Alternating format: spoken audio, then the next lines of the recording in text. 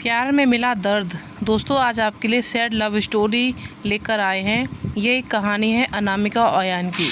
अनामिका और अयान कैसे मिले, एक दूसरे से कैसे जुदा हुए, पूरी कहानी सुनिएगा। और आपको कहानी कैसी लगी ये हमें कमेंट बॉक्स में बताइएगा। पसंद आए कहानी तो प्लीज़ हमारे चैनल को लाइक शेयर सब्सक्राइब करिएगा। तो शुरू करते हैं। अनामिका मध्य प्रदेश में दिल्ली कॉलेज के लिए आई थी।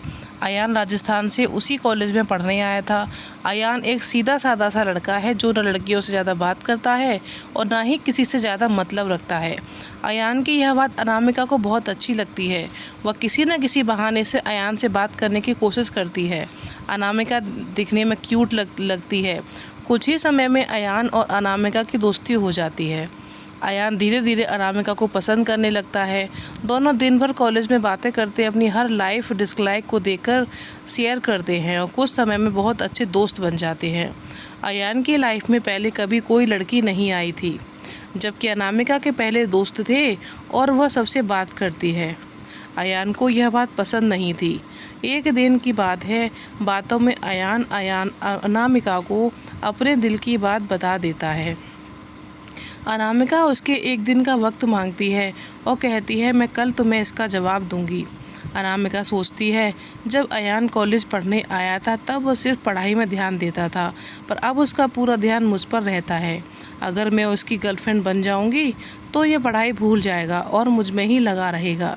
यही सब ख्याल अनामिका के मन में होते हैं और दूसरे दिन अनामिका अयान को मना कर देती है और कहती है, मैं तो तुम्हें बस अपना दोस्त समझती हूँ, इससे ज़्यादा कुछ भी नहीं। मैं यहाँ पढ़ने आई हूँ और कुछ करने नहीं। तुम चाहो तो मेरे दोस्त रह सकते हो। अयान दोस्ती के लिए मना कर देता है और अनामिका को बहुत समझाता है, लेकिन अनामिका कुछ नहीं सुनती। अयान को यह बात बहुत बुरी लगती है। वह अनामिका से बात करना बंद कर देता है और कुछ दिन कॉलेज भी नहीं आता। अब अनामिका को भूलकर पूरा ध्यान पढ़ाई में लगाता है। न किसी से ज़्यादा बात करता है, न मतलब रखता है। देखते देखते कॉलेज बीत जाता है और सब अलग अलग हो जाते हैं। अयान कॉलेज में टॉप कर जाता है। सबसे पहले नौकरी पा लेता है। 2-3 साल बाद जाते हैं तो अयान को अनामिका का पता रहता है और न अनामिका को अयान का कुछ पता रहता है। अयान अपनी कंपनी छोड़कर एक नई कंपनी में ज्वाइन करता है, जिसमें उसकी पोस्ट पहले से बहुत अच्छी और पगार दुगनी रहती है। जब अयान पहले दिन ऑफिस जाता है तो उसे पता चलता है कि अनामिका इस ऑफिस में उसकी जूनियर है। वो उस पर बिल्कुल भी ध्यान नहीं देता और काम में ही लगा रहता है। कुछ दिनों ऐसे ही चलता है, पर दोनों एक दूसरे को पहले से जानते थे और एक दिन दोनों को एक प्रोजेक्ट के लिए साथ में बाहर जाना पड़ता है। प्रोजेक्ट के बाद न चाहते हुए भी अयान और अनामिका की बात होने लगती है। अनामिका अयान को समझाती है आखिर उसने उसको मना क्यों किया था। अयान को अनामिका की बात समझ में आती है और दोनों में गहरी दोस्ती फिर से हो जाती है। पूरे ऑफिस में दोनों की दोस्ती के चर्चे होने लगते हैं। अयान सीधा साधा लड़का रहता है, उसके ज़्यादा कुछ समझ में नहीं आता। अयान कुछ समय बाद अनामिका को डिनर पर ले जाकर फिर से प्यार का इजहार करता है।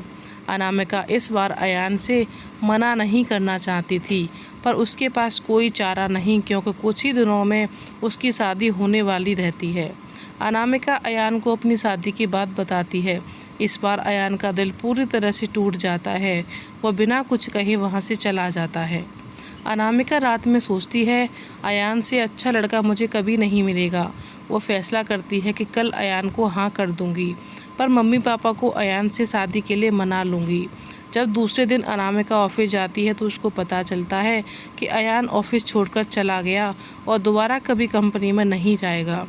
जाते जाते अयान अनामिका को एक खत लिख कर जाता है, जिस दिन मैंने तुम्हें देखा था उसी दिन से मैं तुमसे प्यार करता हूँ। मैं तुम्हें ज़िंदगी में कभी नहीं भूल पाऊँगा। तुम जहाँ भी रहो, जिसके साथ भी रहो, खुश रहो। अब इस जीवन में इस दर्द के साथ ही ज़िंदा रहूँगा। मैंने हमेशा तुमसे प्यार किया है, केवल प्यार किया है। तुम मेरी ज़िंदगी में आने वाली पहली और आखिरी लड़की हो। अब ना मेरी ज़िंदगी में कोई आएगा और ना मैं किसी को आने दूँगा। मैं बस अब तुम्हारी यादों में रहूँगा।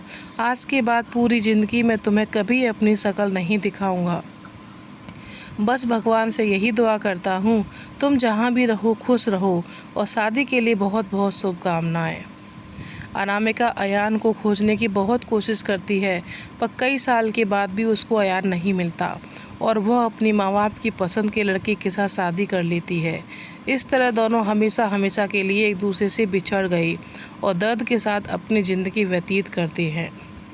धन्यवाद दोस्तों। आपको हमारी कैसी लगी स्टोरी तो हमें प्लीज़ कमेंट बॉक्स में ज़रूर बताइएगा।